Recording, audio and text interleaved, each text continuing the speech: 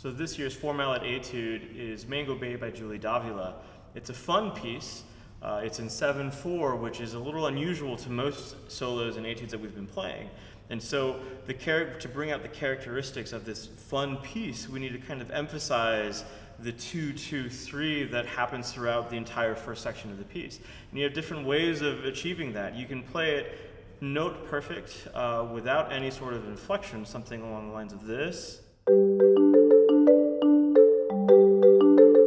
which sounds great as written, but we can have a little inflection, so not every single note sounds exactly the same volume, and so we have a little more groove kind of going on while we're playing it, so something a little more like this.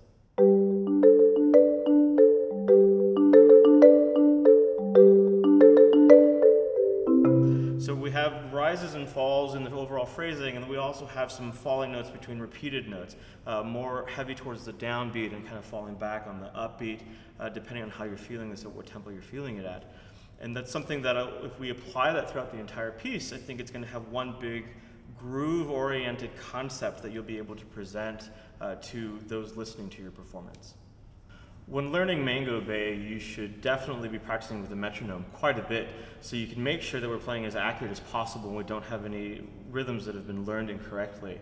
And so once you feel comfortable doing that, you have the notes and you can play pretty well with the metronome, you can also start to expand beyond that and open up some of the phrases so we can have not only dynamics that show the phrases or the subphrases, but we can also have a little push and pull with energy from your playing tempo-wise, but not too much. We don't want to be too extreme, because then we'll lose that focus and we won't be able to clearly understand that groove that's going on. So for example, I can play the opening once again, very metronomic, like this.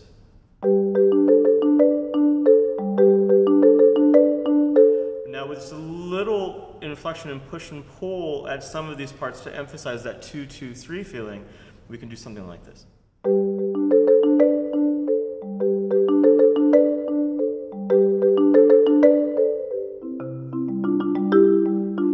Slight push and pull with the tempo, barely even noticeable, but we have that, and it's not strict and perfect, almost like a computer was playing it, and that'll add a lot of character to your playing. When looking at this first section of Mango Bay, it's important to realize that there's one dynamic marking for the several first bars. That doesn't mean that we have to stay strict with mezzo forte. We're allowed to kind of grow a little bit and push back, but keep that overall mood of mezzo forte. And that's how I like to perform it the first time through. And then we crescendo into that 8/4 bar right before we take that first ending. And then we come back in much stronger for the second time. Not too powerful that we're playing beyond our mallets and the sounds of the keyboard, but definitely more present, much more full strokes, bigger sound, kind of giving a more aggressive feel after that sweet opening that we just had.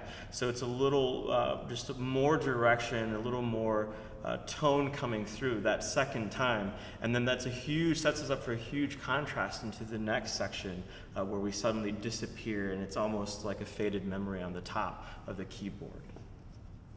As we move on to the second section of Mango Bay, this is where mallet choice becomes really important, from the full groovy sounds that we have at the beginning, and now we're a little bit higher up in the register. So we're going to need something that's going to have presence in the register. We'll be able to hear articulation as well, but it's not going to be too harsh at the beginning of the etude.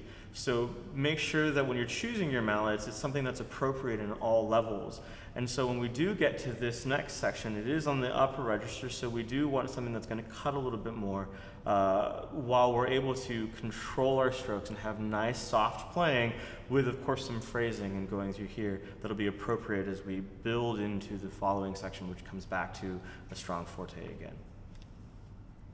So this soft section, we need to make sure that we're still audible, especially considering most of you will be performing this for a panel of judges behind the screen. So we need to make sure that we still have beautiful sounds coming out. And the typical mistake that happens is that our stroke, we lose that concentrated stroke at the lower height because we're trying to achieve such a soft sound. So something like this, you don't hear the full bar resonating, and it sounds a little bit like this.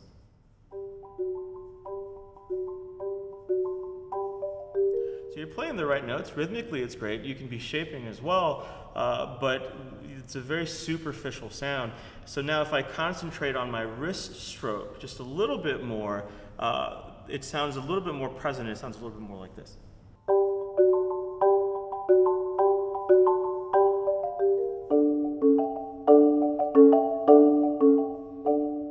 So I can still remain soft, but now you can hear the articulation, hear the entire bar, hear all of the chords that are being played. So the dead strokes in Mango Bay, it's important to know the sounds that your instrument is going to be producing, and with the combination with the mallets that you're using. If you have a keylon marimba, it's going to be a little more resonant than some of the rosewood marimbas, so you might have to dampen a little bit more or push a little, apply a little more pressure than you would on some other instruments. Make sure you're listening to that overall sound. And make your decisions based off of that. So if for this instrument, if I dampen too much, then it becomes a little bit more of an accent. It's not quite as natural. The sound's completely gone, and it's not as rounded of a sound that I would like to have. If I dampen too little, it stops the sound, but you hear quite a bit of resonance even after I've already played. And I don't feel that's quite what Julie Davila was going for by writing a dead stroke.